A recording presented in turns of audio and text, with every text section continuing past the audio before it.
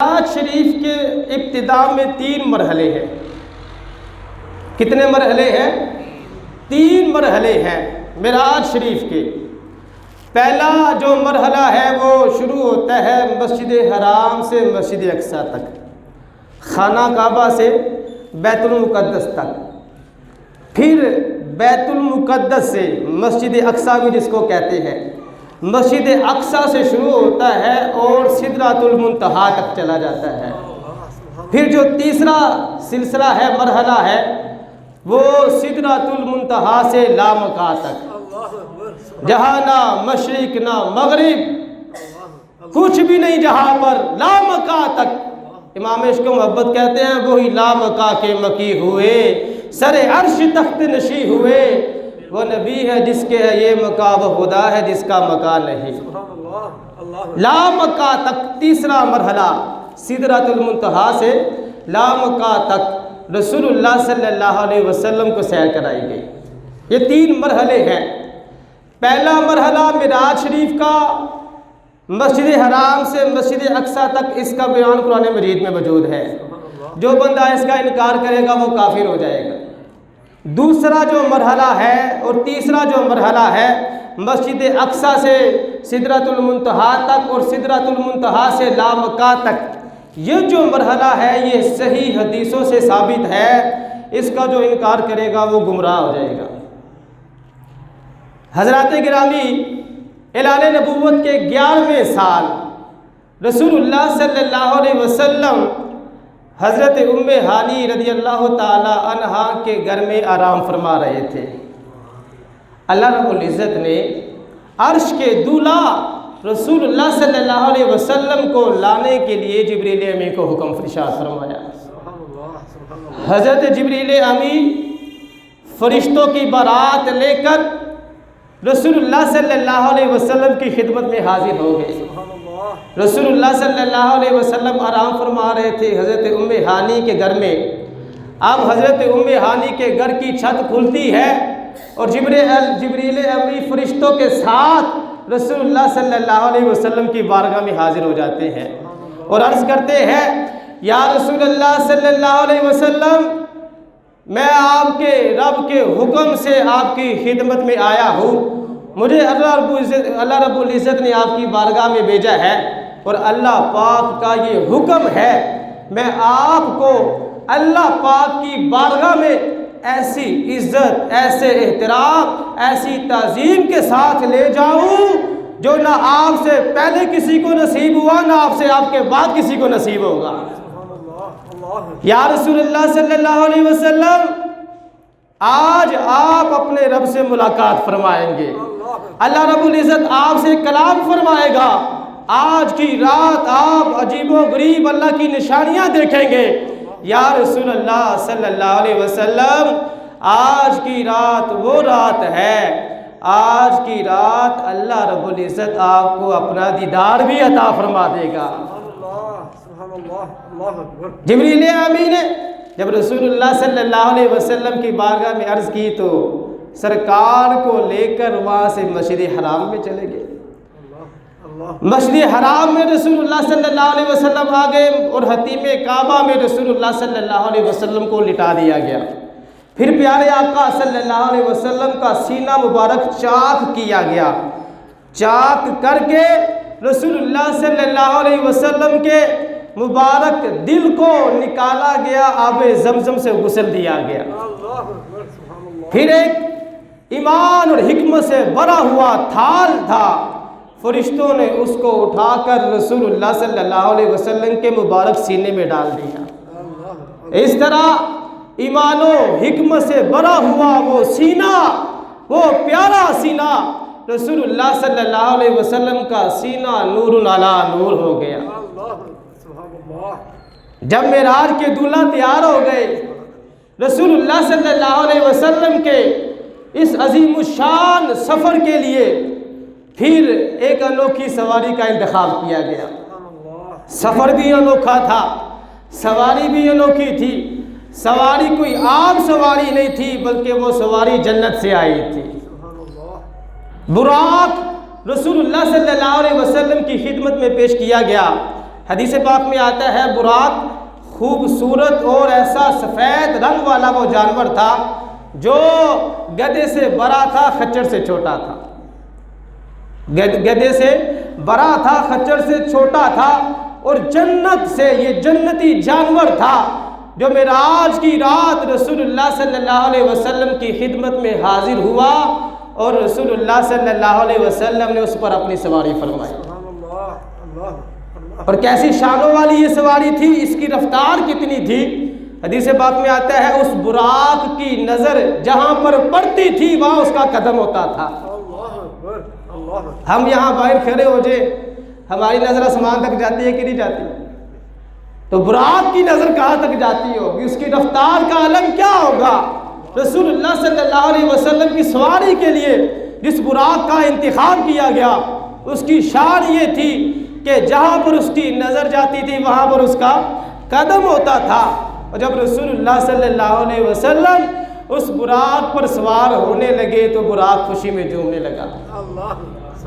براق کے بھی والے نیارے ہو گئے۔ یہاں تو عاشق کہتے رہتے ہیں کدی آؤ غریبہ دے محلے یا رسول اللہ، جی آ جاؤ تو میں خوشیاں مناواں یا رسول اللہ۔ یقیناً آپ ہر عاشق کے گھر تشریف لاتے ہیں، میرے گھر میں بھی ہو جائے چراغا یا رسول اللہ۔ یہاں تو عاشق کہتے ہی رہتے ہیں، لیکن براق کی قسمت دیکھیں، براق رسول اللہ صلی اللہ علیہ وسلم جب اس پہ سوار ہونے لگے وہ خوشی میں جھومنے لگا۔ حضرت جبریل امین فرشتوں کے سردار نے براق کی گردن پہ ہاتھ رکھا اور فرمایا پرسکون رہو، تمہیں پتہ نہیں آج تم پر اس ہستی نے سواری کرنی ہے۔ اس کائنات میں اللہ کی بارگاہ میں سب سے زیادہ جس کا مقام اور مرتبہ اور عزت ہے وہی ہستی آج تم پہ سواری فرمائے گی۔ رسول اللہ صلی اللہ علیہ وسلم کا یہ سفر معراج شروع ہوتا ہے کہاں سے؟ مسجد حرام سے شروع ہوتا ہے۔ اب جانا کہاں ہے؟ مسجد اقصیٰ میں جانا ہے۔ رسول اللہ صلی اللہ علیہ وسلم نے حضرت جبریل امین کی گزارش پر 3 جگہ نماز ادا فرمائی۔ یہ میں خلاصہ آپ کو سنا رہا ہوں معراج شریف کا، باتیں بڑی ہیں لیکن خلاصہ جو مستند کتابوں میں موجود ہے۔ اب سرکار نے حضرت جبریل امین کی گزارش پر 3 جگہ پر نماز ادا فرمائی۔ پہلی نماز مدینہ منورہ میں ادا فرمائی، دوسری نماز طور پہاڑ پر ادا فرمائی جہاں پر حضرت موسیٰ علیہ السلام اللہ سے باتیں کیا کرتے تھے، اللہ سے ہم کلام ہوتے تھے۔ تیسری جگہ رسول اللہ صلی اللہ علیہ وسلم نے بیت اللحم میں نماز ادا فرمائی جہاں پر حضرت عیسیٰ علیہ السلام کی ولادت ہوئی تھی۔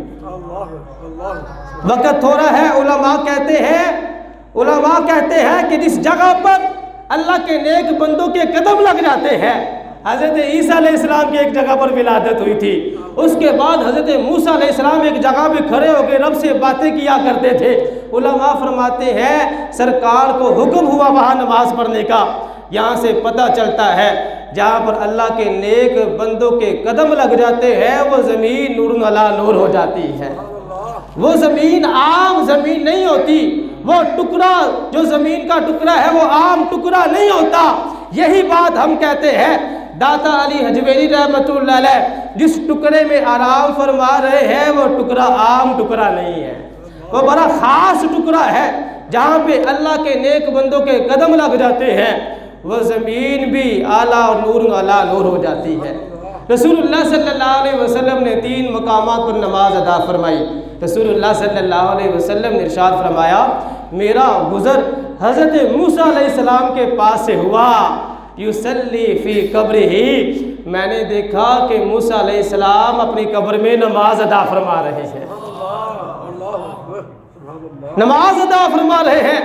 براق کی رفتار آپ نے سن لی، بندہ ٹرین میں بیٹھا ہو، جہاز میں بیٹھا ہو، رفتار فل تیز ہو، بندہ دیکھے تو کیا نظر آتا ہے، بندہ یہ بھی تصور نہیں کر سکتا، یہ بھی نہیں سمجھ سکتا کہ بندہ یہ شکل تو نظر آ جائے گی یہ کر کیا رہا ہے، لیکن رسول اللہ صلی اللہ علیہ وسلم کی نگاہ کا عالم دیکھیں، اتنی تیز رفتار والا براق، پھر بھی رسول اللہ صلی اللہ علیہ وسلم نے حضرت موسیٰ علیہ السلام کو قبر کے اندر دیکھا، پھر یہ بھی بتا دیا وہ کر کیا رہے تھے۔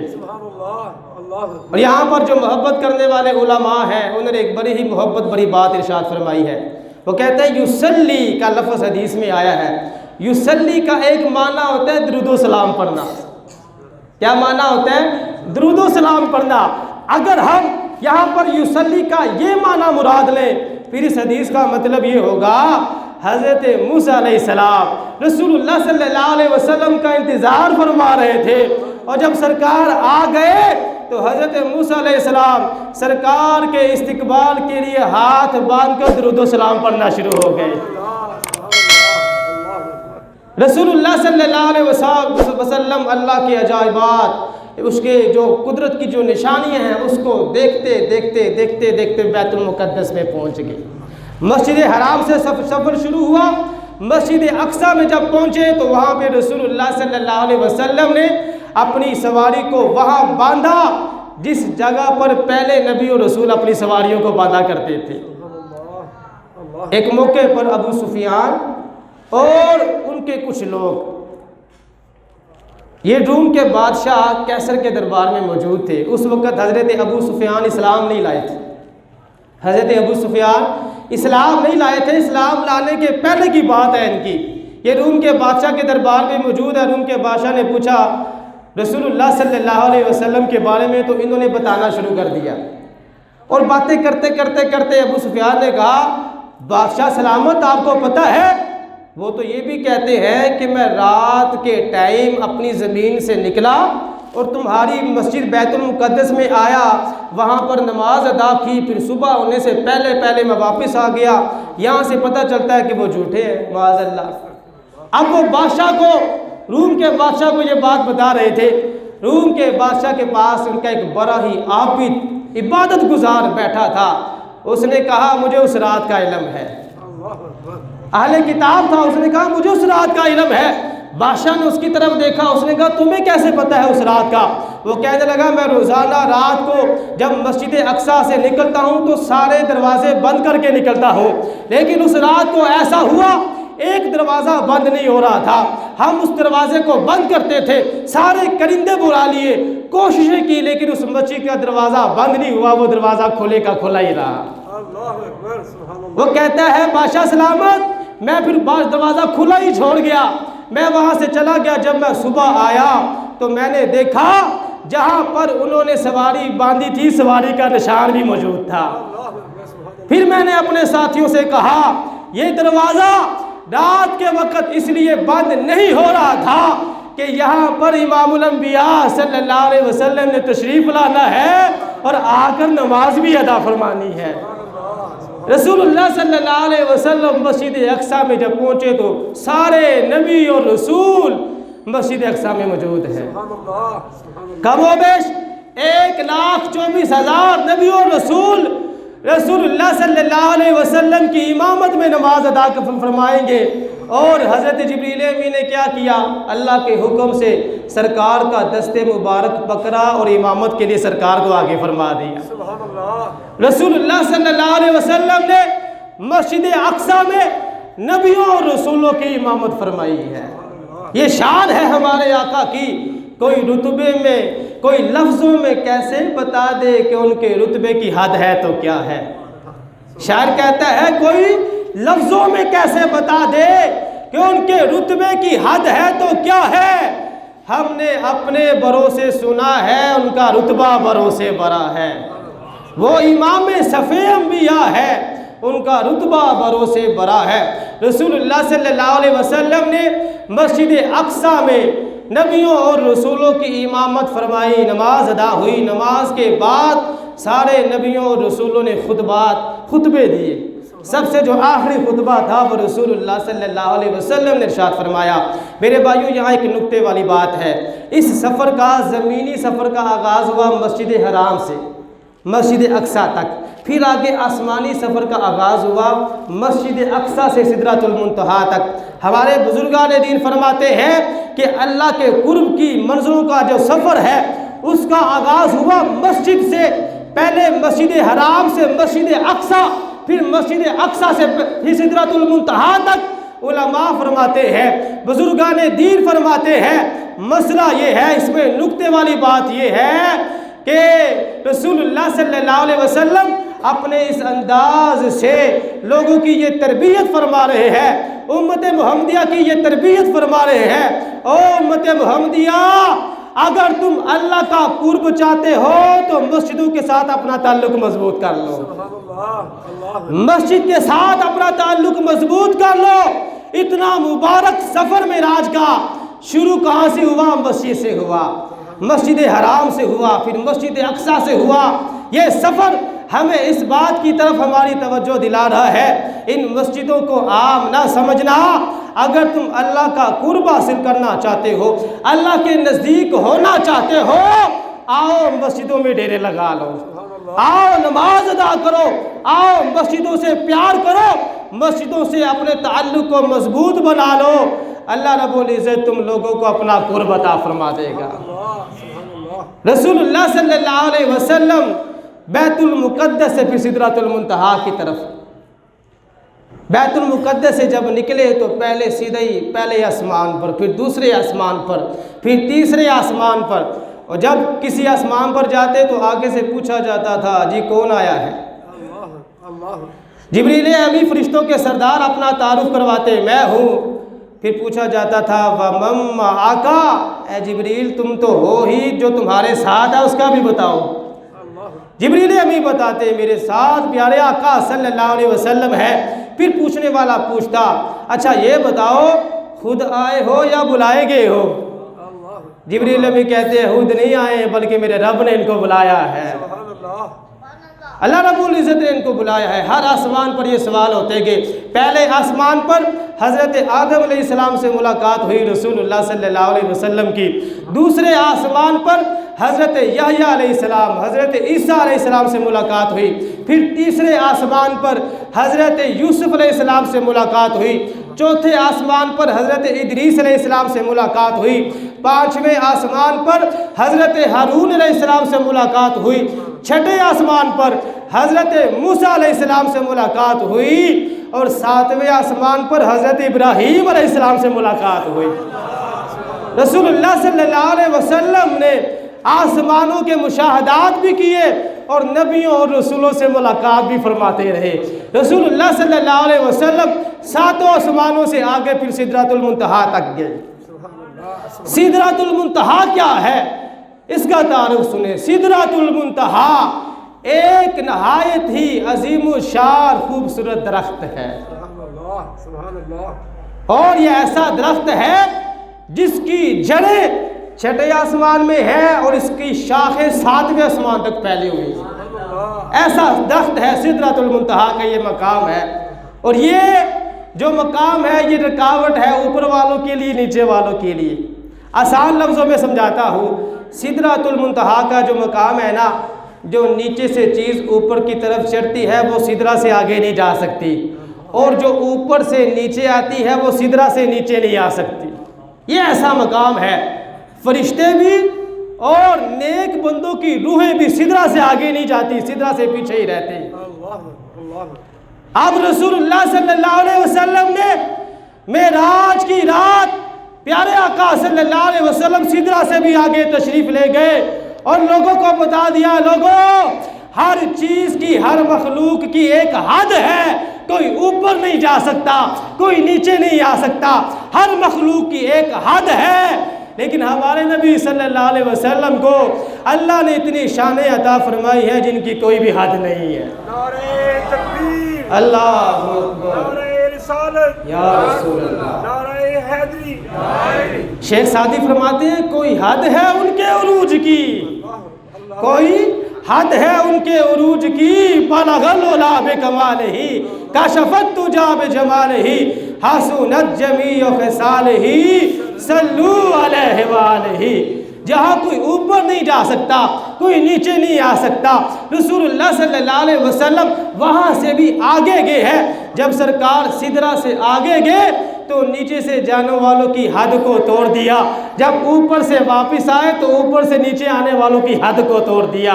رسول اللہ صلی اللہ علیہ وسلم کو اللہ رب العزت نے بڑی شانیں عطا فرمائی ہے، یہی سدرۃ المنتہا کا مقام ہے۔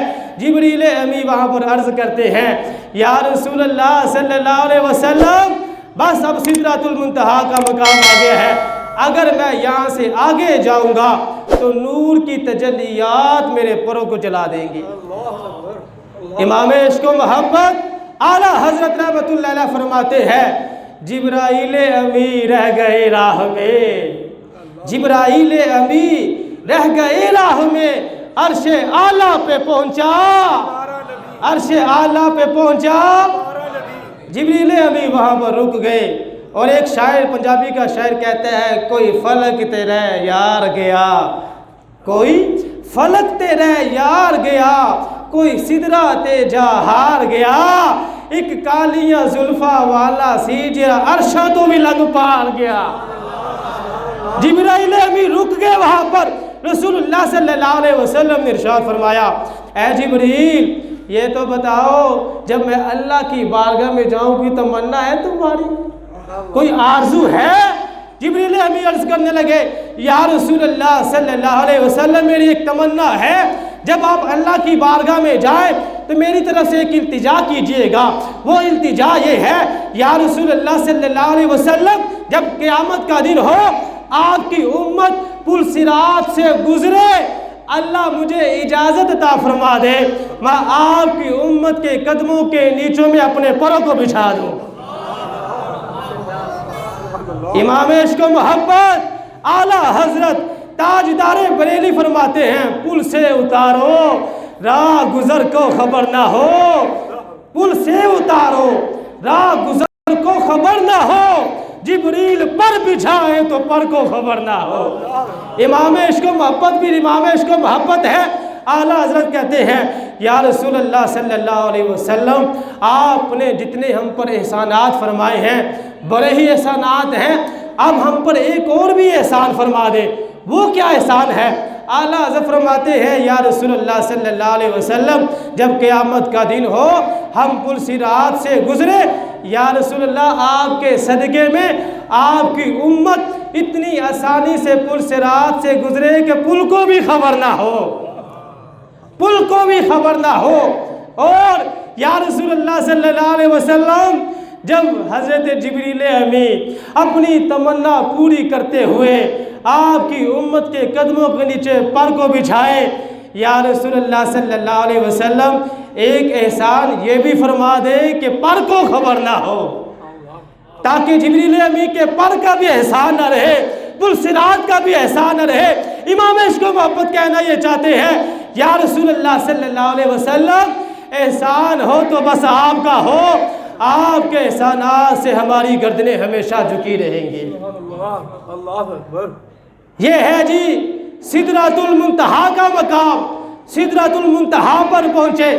اب سدرۃ المنتہا سے آگے رسول اللہ صلی اللہ علیہ وسلم ہے، نہ مشرق ہے نہ مغرب ہے نہ شمال ہے نہ جنوب ہے۔ مقام مستویٰ پر رسول اللہ صلی اللہ علیہ وسلم جب پہنچے، اب مقام مستویٰ کیا ہے اس کے بارے میں آتا ہے کہ اللہ جانے یا اللہ کا محبوب جانے، اللہ جانے یا اللہ کا محبوب جانے۔ اللہ رب العزت نے رسول اللہ صلی اللہ علیہ وسلم کو اپنا قرب عطا فرمایا۔ کتنا قرب عطا فرمایا؟ امام عشق و محبت کہتے ہیں جب رسول اللہ صلی اللہ علیہ وسلم اللہ کی بارگاہ میں پہنچے تو کیا کیفیت تھی؟ اللہ فرما رہا تھا بر اے محمد، ذرا بلند آواز سے کہتے سبحان اللہ۔ امام عشق و محبت پھر امام عشق و محبت ہے، انہوں نے بڑے ہی پیارے انداز میں کیفیت کو بیان فرمایا ہے۔ وہ کہتے ہیں بر اے محمد قریب آ احمد، قریب آ سرور ممجد، نثار جاؤں وہ کیا سما تھا، وہ کیا ندا تھی، وہ کیا مزے تھے۔ اعلیٰ حضرت رحمت اللہ علیہ ارشاد فرماتے ہیں قربان جاؤں وہ کیا ہی سما تھا جب اللہ رب العزت اپنے محبوب کو فرما رہا تھا قریب آ محمد، اے میرے سونے محبوب قریب آ۔ کتنا قریب ہوئے؟ قرآن کہتا ہے ثم دنا فتدلا فکان قاب قوسین او ادنا۔ قرآن کہتے ہیں وہ قریب ہوئے پھر اور زیادہ قریب ہو گئے، یہاں تک کہ دو کمانوں اور اس سے بھی کم کا فاصلہ رہ گیا۔ اور دو اللہ اکبر نعرہ رسالت یا رسول اللہ، نعرہ حیدری، اور دو کمانوں کے درمیان جو فاصلہ ہوتا ہے نا، دو کمانوں کے درمیان، یہ تو فقط سمجھانے کے لیے ہے، حقیقت تو میرا رب جانتا ہے۔ حقیقت بات اور سچی بات یہ ہے میرے بھائیوں، دوریاں ختم ہو گئی، فاصلے ختم ہو گئے۔ اللہ رب العزت نے رسول اللہ صلی اللہ علیہ وسلم کو اپنا قرب عطا فرمایا۔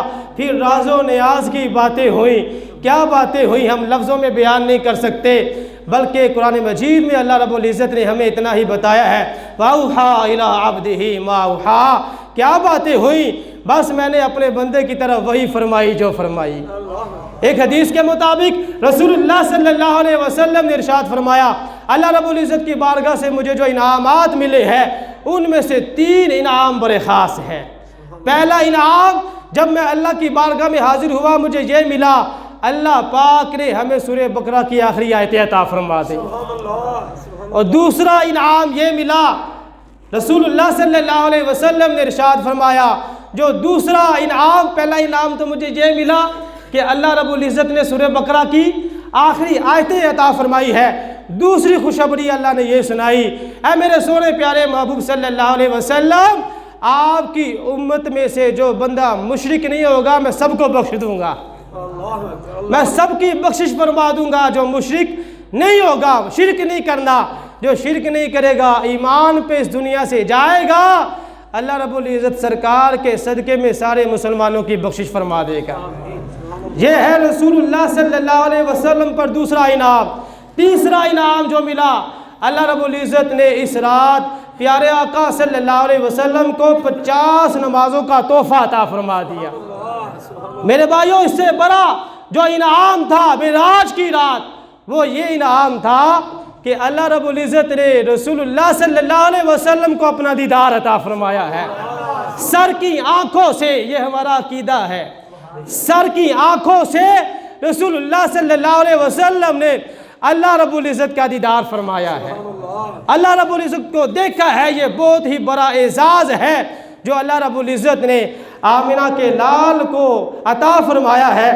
اس کے بعد دیدار بھی کیا اور بھی مشاہدات کیے۔ پھر رسول اللہ صلی اللہ علیہ وسلم جب واپس آتے ہیں تو راستے میں حضرت موسیٰ علیہ السلام سے ملاقات ہو جاتی ہے۔ موسیٰ علیہ السلام کہتے ہیں یا رسول اللہ صلی اللہ علیہ وسلم، آپ کی امت 50 نمازوں کا بوجھ نہیں اٹھا سکے گی، پھر اللہ کی بارگاہ میں عرض کریں ذرا تخفیف ہو جائے۔ رسول اللہ صلی اللہ علیہ وسلم بار بار آتے ہیں جاتے ہیں اور نمازوں میں تخفیف کرواتے ہیں، 5 نمازیں رہ جاتی ہیں۔ اللہ رب العزت ارشاد فرماتا ہے لا تبدیل لکلمات اللہ، اے میرے سونے محبوب، اللہ کی باتیں تبدیل نہیں ہوتی۔ ٹھیک ہے آپ کی امت 5 نمازیں پڑھے گی، ثواب 50 نمازوں کا ملے گا۔ ثواب کتنا ملے گا؟ 50 نمازوں کا اللہ پاک ثواب عطا فرمائے گا۔ میرے دوستوں، میرے بزرگوں، میرے بھائیوں، آج کے دور میں آخری بات کرتا ہوں، جو سب سے بڑا فتنہ ہے وہ ہے عقل پرستی۔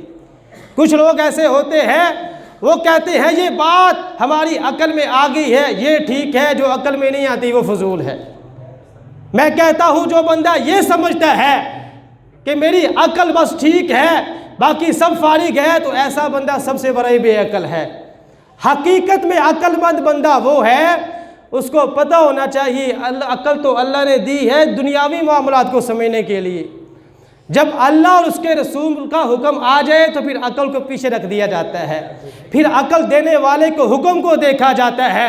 وہ لوگ جنہوں نے اپنی عقل کے دورے گرائے اور اپنی عقل کے ذریعے انہوں نے اس واقعے کو دیکھنے کی کوشش کی، سب نے انکار کر دیا، معراج شریف کا انکار کر دیا۔